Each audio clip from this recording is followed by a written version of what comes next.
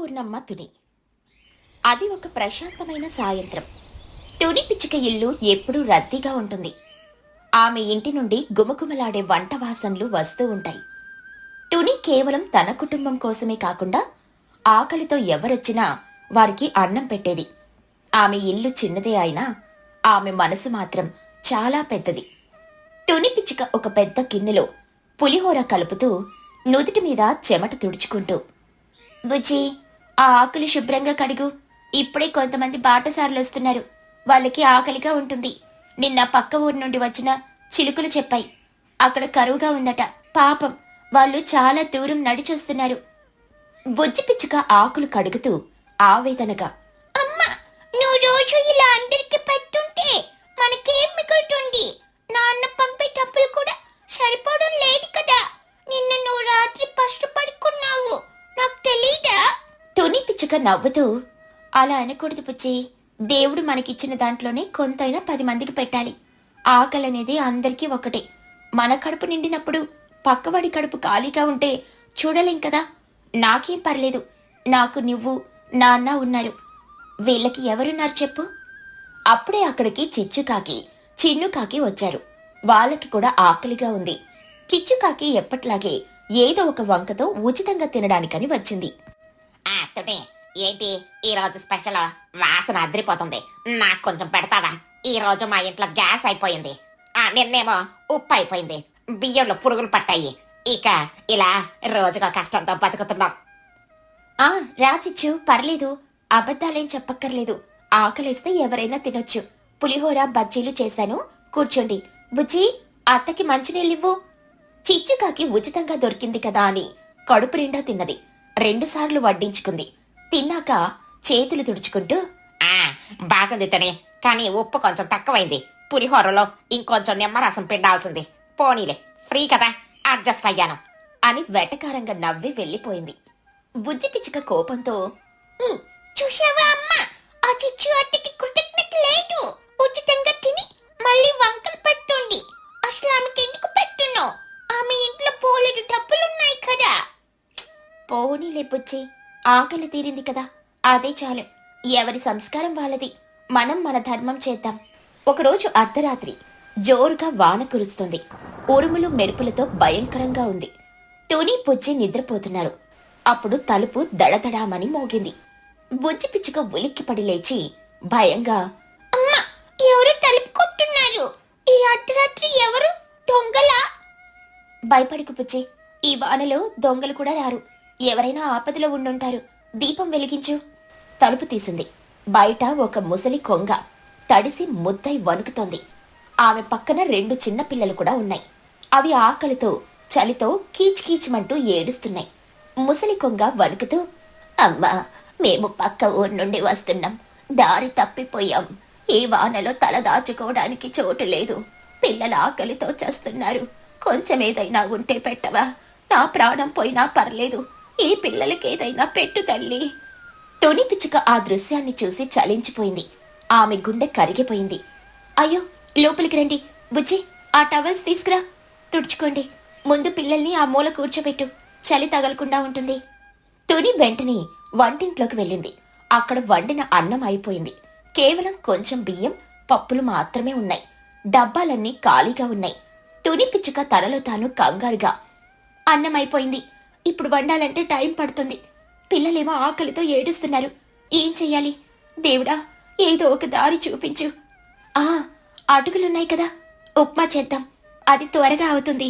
తుని చకచకా స్టవ్ వెలిగించి వేడివేడి అటుకుల ఉప్మా చేసింది.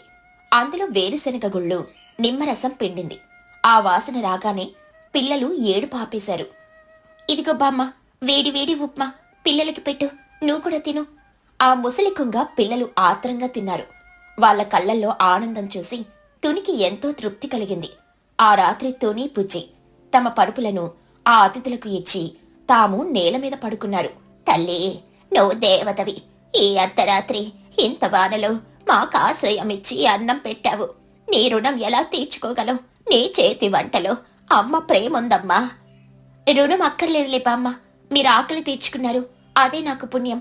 ఈ రాత్రి ఇక్కడే పడుకోండి. వాళ్ళ రాత్రి అక్కడే పడుకున్నారు. ఇక మరుసటి రోజు ఉదయం వెళ్తూ, నీ పేరు సార్థకమైంది తల్లి, నువ్వు తుని కాదు అన్నపూర్ణ అని దీవించి వెళ్లారు. ఈ విషయం ఊరంతా పాకింది. తుని అర్ధరాత్రి కూడా అన్నం పెడుతుందని తెలిసి చాలా మంది బాటసారులు, పేద పక్షులు ఆమె ఇంటికి రావడం మొదలుపెట్టారు. తుని ఎవరినీ కాదనలేదు. తన దగ్గర ఉన్నదంతా పెట్టింది. చివరకు ఆమె ఇంట్లో సరుకులు నిండుకున్నాయి. ఒకరోజు మధ్యాహ్నం తుని ఇంట్లో వండడానికి బియ్యం గింజ కూడా లేదు. బుజ్జి ఆకలితో నీరసంగా ఉంది. స్కూల్ నుండి వచ్చి బ్యాగ్ పక్కన పడేసి, అమ్మా కళ్ళు తిరుగుతున్నాయి, ఏదైనా ఉంటే పెట్టవా? తుని పిచ్చుక కన్నీళ్లతో ఖాళీ డబ్బాలు చూపిస్తూ, అమ్మో అందరికీ పెట్టావు, ఇప్పుడు మనకి తినడానికి ఏమీ లేదు బుజ్జి. నాన్న డబ్బులు పంపడానికి ఇంకా 2 రోజులు పడుతుంది. నేను అప్పు చేద్దామన్నా ఎవరూ ఇవ్వడం లేదు. ఏం చేద్దాం? పర్లేదులే అమ్మా, నీళ్ళు తాగి పడుకుంటాను, నువ్వు పాట పడుకో. అప్పుడే అక్కడికి చిచ్చుకాకి వచ్చింది. ఆమె చేతిలో ఒక పెద్ద బిర్యానీ ప్యాకెట్ ఉంది. వాసన ఇల్లంతా వ్యాపించింది. ఆతోనే చూడు, నేను స్పెషల్ చికెన్ బిర్యానీ తెచ్చుకున్నాను, వాసన చూస్తావా? ఆహా అద్భుతం. బుజ్జి పిచ్చుక ఆశగా లేచి కూర్చొని, అత్త మాకు కొంచెం పెట్టావా? ఇంట్లో ఏం లేదు, అమ్మ కూడా తినలేదు. చిచ్చుకాకి వెటకారంగా నవ్వుతూ, అయ్యా ఇది నా ఒక్కదానికే సరిపోదు, పైగా మీ అమ్మ అందరికి దాన ధర్మాలు చేస్తుంది కదా, అన్నపూర్ణ అని పేరు తెచ్చుకుంది కదా, ఇప్పుడు ఆ పేరుని ఉడకేసుకుని తినమనండి, లేదా దేవుణ్ణి అడగమనండి, నా దగ్గర అడుక్కోవద్దు అని చెప్పి వెళ్లిపోయింది. తునికి కన్నీళ్ళొచ్చాయి. నేను చేసింది తప్ప? అందరికీ పెట్టడం వల్ల నా బిడ్డని ఆకలితో ఉంచానా? స్వార్థం లేకపోవడమే నా తప్ప అని బాధపడింది. ఆమె బుజ్జిని గుండెలకు హత్తుకుని ఏడ్చింది. ఆ రోజు సాయంత్రం తుని పుచ్చి ఆకలితో పడుకునున్నారు. అది పక్క ఊరి రాణిగారి పెంపుడు పక్షి. దాని మెడలో ముత్యాల హారం ఉంది. ఇదేనా తుని ఇల్లు? చిచ్చుకాకి, మహిగ్రద్ద, చోటు చిలుక అందరూ ఆశ్చర్యంగా చూస్తున్నారు. చిచ్చుకాకి నోట్లో నుండి బిర్యానీ ముక్క జారిపడింది. తుని పిచ్చుక బయటకొచ్చి నీరసంగా, నేనే తునిని, ఎవరు మీరు? నేను రాణిగారి దూతను. మొన్న రాత్రి మీరు ఆశ్రయం ఇచ్చిన ఆ ముసలి కొంగ ఎవరో తెలుసా? ఆమె మా రాణిగారి అమ్మగారు. ఆమె తీర్థయాత్రలకు వెళ్లి దారి తప్పి మీ ఇంటికొచ్చారు. మీరామెను, ఆమె మనవళ్లను కాపాడారు. ఆమె మీ గురించి రాణిగానికి చెప్పారు. తుని పిచ్చుక ఆశ్చర్యంగా, అవునా? నాకు తెలీదు. నేనెవరినైనా ఒకేలా చూస్తాను. మీ ప్రస్తుత పరిస్థితి గురించి రాణిగారు విన్నారు. మిమ్మల్ని సన్మానించమని, బహుమతులు ఇవ్వమని పంపారు. రాజహంస్ బస్తాల కొద్దీ బియ్యం, పప్పులు, పండ్లు, కూరగాయలు, నెయ్యి డబ్బాలు, ఇంకా ఒక బంగారు హారం తీసి తుని ఇంటి ముందు పెట్టింది. ఆ రాశి చూస్తుంటే ఒక చిన్న కొండలా ఉంది. ఇవి రాణిగారి పంపిన కానుకలు.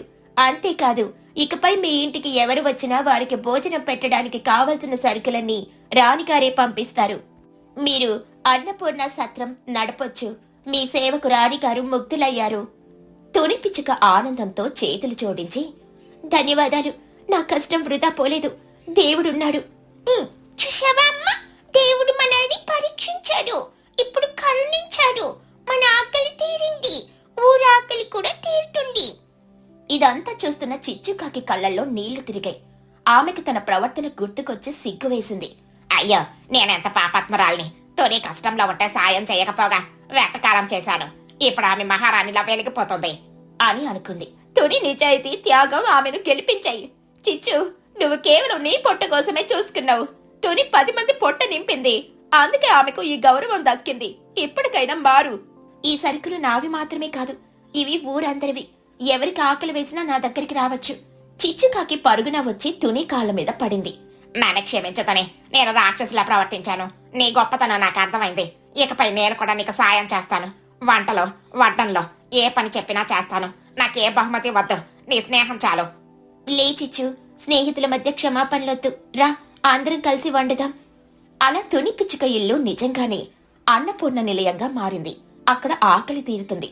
చిచ్చుకాకి కూడా మారిపోయి అందరికీ సేవ చేయడం మొదలుపెట్టింది. ఈ కథలోని నీతేంటంటే, స్వార్థం లేని సేవ ఎప్పుడూ వృధాగా పోదు. ఆకలితో ఉన్నవారికి అన్నం పెట్టడం దైవ కార్యంతో సమానం. కష్టంలో ఉన్న వారిని ఆదుకుంటే దేవుడు మనల్ని ఆదుకుంటాడు. పక్షుల గ్రామంలో అది ఒక ప్రశాంతమైన సాయంత్రం. సూర్యుడు అప్పుడే అస్తమిస్తున్నాడు.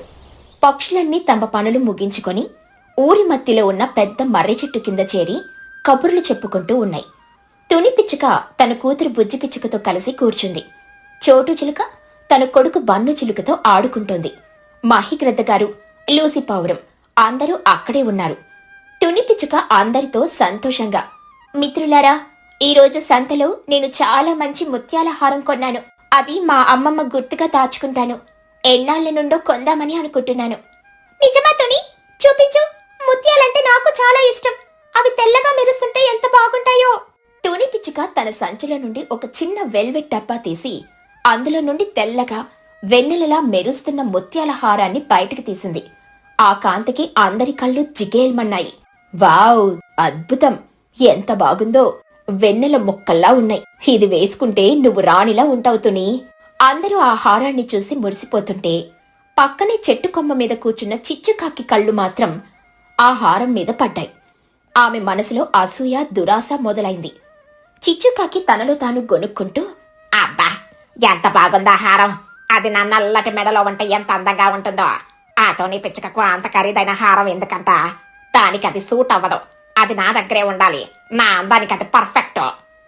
చిచ్చుకాకి నెమ్మదిగా కిందకి దిగి వాళ్ల మధ్యలో వాలింది. చిచ్చుకాకి నటిస్తూ పైకి నవ్వుతూ, ఓహా, తుని, భలే ఉంది హారం. కానీ ఇది నిజమైన ముత్యాలేనా? ఈ మధ్య సంతలో అంతా నకిలీవే అమ్ముతున్నారు. ప్లాస్టిక్ పూసలేమో చూసుకో. లేదు చిచ్చు, ఇది స్వచ్ఛమైన సముద్రపు ముత్యం. మా అమ్మమ్మకి ముత్యాలంటే చాలా ఇష్టం. అందుకే ఆచితూచి కొన్నాను. సరేలే, జాగ్రత్తగా దాచుకో.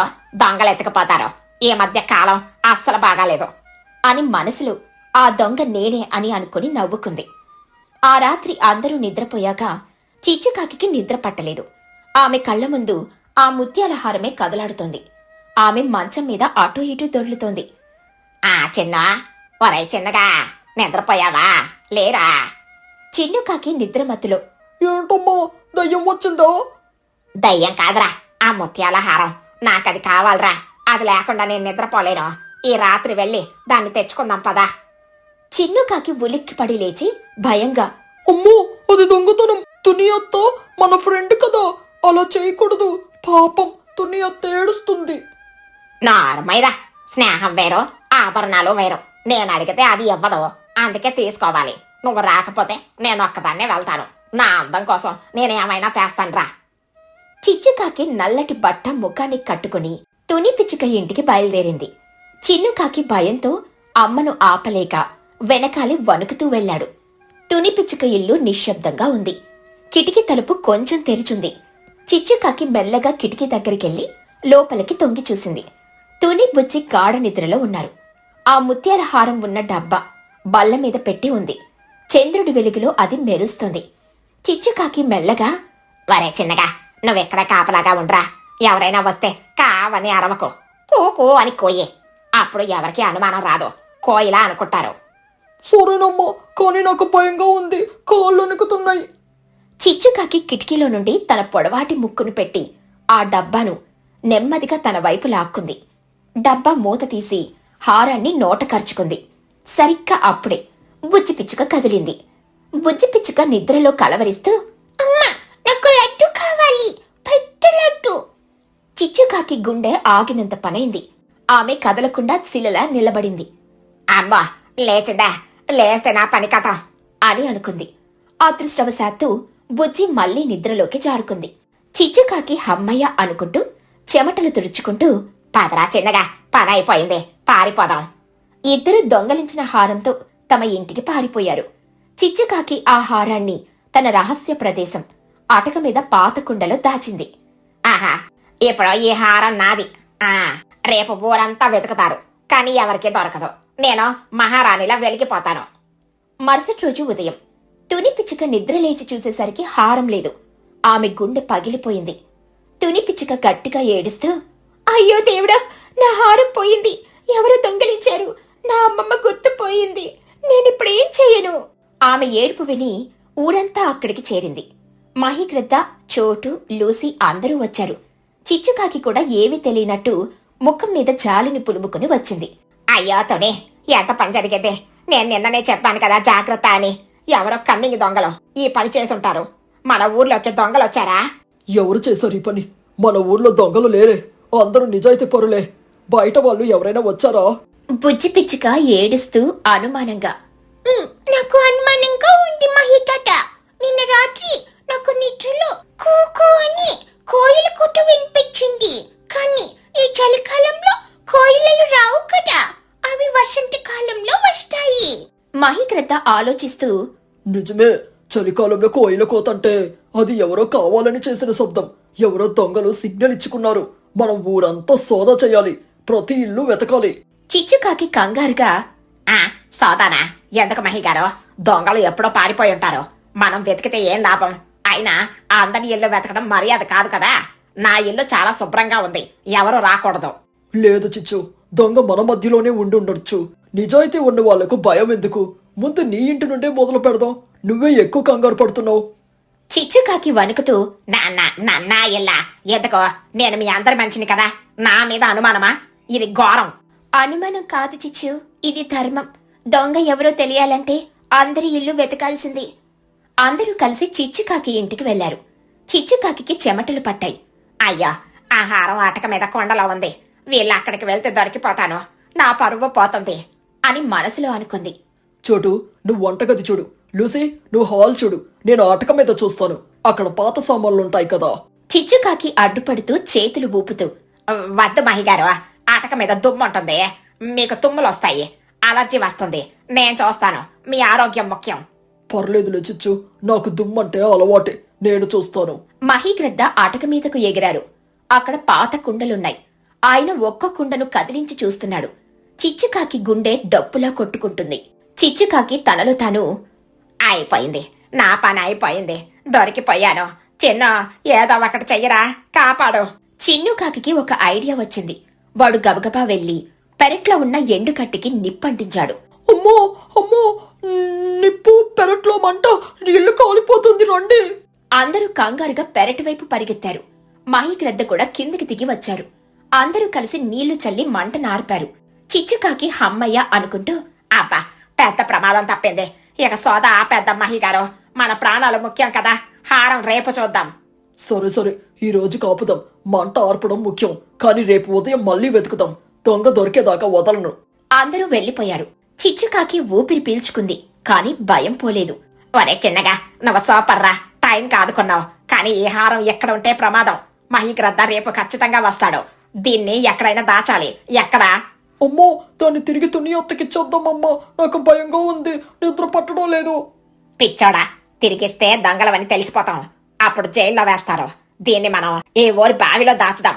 అక్కడ ఒక గోడ సందులో పెడదాం, ఎవరో చూడరు. అది సేఫ్ ప్లేసు. ఆ రాత్రి చిచ్చుకాకి ఆ హారాన్ని తీసుకుని రహస్యంగా దొంగచాటుగా బావి దగ్గరికెళ్ళింది. అక్కడ ఎవరూ లేరు. ఆమె బావి లోపలికి దిగి ఒక రాయి సందులో ఆ హారాన్ని పెట్టింది. కాని ఆమెను ఒకరు గమనిస్తున్నారు. అది బుజ్జి పిచ్చుక. బుజ్జి పిచ్చుకకు రాత్రి నిద్ర పట్టగా హారం గురించి ఆలోచిస్తూ బయట కూర్చుంది. చిచ్చు అత్త దొంగచాటుగా ఏదో పట్టుకుని వెళ్లడం చూసి ఆమెకు అనుమానం వచ్చింది. ఆమె మెల్లగా వెనకాలే వచ్చింది. బుజ్జి పిచ్చుక బావిలో తొంగి చూసి తనలో తాను, ఓహో, చిచ్చు అత్తి దొంగ ఆహారాన్ని బావిలో దాచింది. నేనే అనుకున్నాను చిచ్చు అత్త ప్రవర్తన తేడాగా ఉందని. రేపు అందరి ముందు పట్టిస్తానుండు. ఇక మరుసటి రోజు ఉదయం మహిగ్రద్ద మళ్లీ సోదా మొదలు పెట్టారు. మహి తాత, ఆకండి, మనం ఇల్లు వెతకాల్సిన అవసరం లేదు. దొంగెవరు, హారం ఎక్కడుందో నాకు తెలుసు. అందరూ ఆశ్చర్యపోయారు. చిచ్చుకాకి ముఖం పాలిపోయింది. కాళ్లల్లో వణుకు మొదలైంది. ఏంటి బుజ్జే, జోకులేస్తున్నావా? చిన్నపిల్లలకేం తెలుసో? జోక్కాదట్ట, నువ్వు నిన్న రాత్రి బావిలో దాచడం నేను చూశాను. పదండి, బావి దగ్గరికి వెళ్దాం. నిజం అక్కడే ఉంది. అందరూ బావి దగ్గరికెళ్లారు.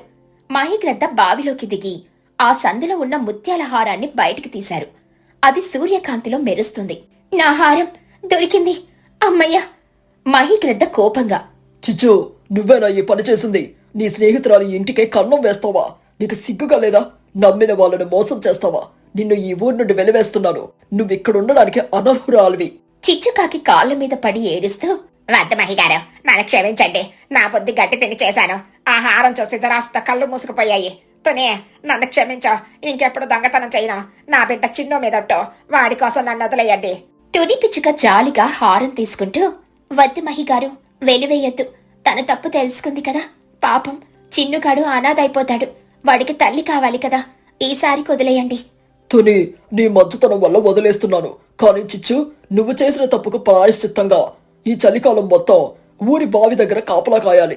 ఎవరు నీళ్లు వృధా చేయకుండా, బావిలో చెత్త వేయకుండా నువ్వే చూసుకోవాలి. ఇదే నీకు శిక్ష. తప్పకుండా మహిగారు. ఆ బావి నా పాపాన్ని బయట పెట్టింది. ఇప్పుడు అదే బావికి సేవ చేసి పుణ్యం సంపాదించుకుంటాను. ఇక జన్మలో దొంగతనం చెయ్యను. ఆ రోజు నుండి చిచ్చుకాకి తన దొంగ బుద్ధిని వదిలేసి నిజాయితీగా మారింది.